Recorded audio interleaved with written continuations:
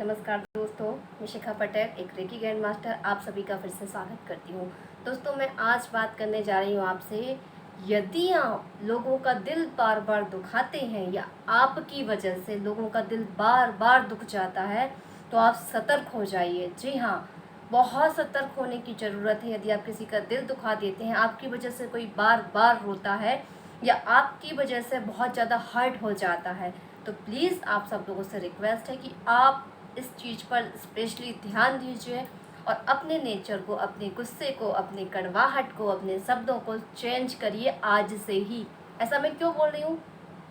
क्योंकि मैं चाहती हूँ कि जो मुझे सुनता है, मुझे समझता है, मुझ पर ट्रस्ट करता है, उन लोगों की लाइफ में कभी भी कोई भी बड़ी बड़ी प्रॉब्लम्स ना आए। छोटी मोटी प्रॉब्लम्स तो आएंगी, इसी का नाम ही ज़िंदगी है। यदि प्रॉब्लम्स ना हो तो हम किसी भी चीज़ को एंजॉय नहीं कर पाएंगे। जब चीज़ अच्छी होती है तो हमें कैसे पता पड़ेगा कि वो चीज़ से हमें खुशी मिली है। जब तक हम थोड़े से दुख का टेस्ट नहीं चख लेंगे तब तक अच्छी डिश का टेस्ट भी हम समझ नहीं पाएंगे। इसलिए छोटी मोटी चीज़ें तो लाइफ में होनी ही है और उसको होनी भी चाहिए। लेकिन मैं नहीं चाहती कि बड़ी बड़ी प्रॉब्लम्स आपकी लाइफ में आए और आपको ये सोचना पड़े कि मेरी लाइफ तो भगवान ने बहुत बुरी दी है। मैं उससे आप लोगों को बचाना चाहती हूँ। अब इसके पीछे का साइंस क्या है? आप सभी ने स्वर विज्ञान के बारे में सुना होगा, जाना होगा, कुछ लोग समझते भी होंगे कि हमारी जो सांसें हैं उसका एक विज्ञान है। बहुत सारी चीज़ें हमारी सांसों से कंट्रोल हम कर सकते हैं।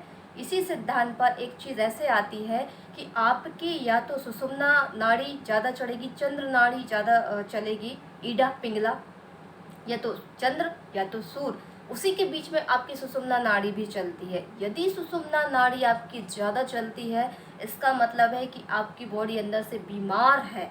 क्योंकि सुषुम्ना नाड़ी जो बीच की होती है, दोनों जो नाकों से श्वास निकलती है लगातार, उसको सुषुम्ना नाड़ी कहते हैं। और ईडा पिंगला हमारी राइट और लेफ्ट स्वर होते हैं, चंद्र और सूर्य, उसी को ईडा और पिंगला कहते हैं। जो 45 मिनट के अंदर से यदि ईडा चलती है तो वो चेंज होके पिंगला में आ जाती है, और पिंगला चलती है तो 45 मिनट में चेंज होके ईडा में आ जाती है। ठीक है, इस तरीके से हमारे नाक के दोनों स्वर चेंज होते हैं। यदि हम स्वस्थ हैं तो 45 मिनट में चेंज होंगे, और हम यदि अस्वस्थ हैं तो 15 मिनट 20 मिनट में भी आपके दोनों स्वर चेंज हो सकते हैं। इससे आपको पता पड़ेगा कि आपकी बॉडी स्वस्थ नहीं है या बहुत जल्दी बीमार पड़ने वाली है। वहीं यदि दोनों नाकों से श्वास जो होती है आपकी नोज से लगातार निकल रही है तो समझ लो सुषुम्ना नाड़ी चल रही है।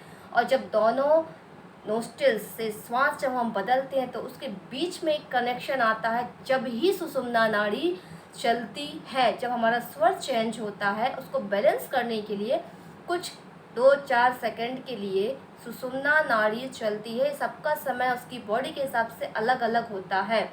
वो सुषुम्ना नाड़ी चलने में यदि किसी व्यक्ति ने आपके लिए गलत विचार कर दिया, या आपने अपने लिए गलत विचार कर लिया, किसी ने बद्दुआ दे दी, किसी ने आपको बोल दिया कि आपके साथ ये हो जाए वो हो जाए, यकीन मानिए 99% वो चीज़ आज नहीं तो कल आपकी लाइफ में घटित होगी। क्योंकि सुषुम्ना नाड़ी को योगी ज़्यादा चलाते हैं। यदि आप योगी हैं तो आपकी सुषुम्ना नाड़ी ज़्यादा चलेगी, या तो आप रोगी हैं तब आपकी सुषुम्ना नाड़ी ज़्यादा चलेगी। आप खुद चेक करिए कि आप योगी हैं या रोगी हैं। जो पहले के ऋषि मुनि होते थे, लोगों को श्राप दिया करते थे या कोई भी आशीर्वाद दिया करते थे, उन लोगों को अपनी सांसों पर महारत हासिल होती थी। वो सुषुम्ना नाड़ी को चला लेते थे और फिर जल छिड़क कर आपको आशीर्वाद देते थे या आपको श्राप देते थे, वो फलीभूत हो जाता था।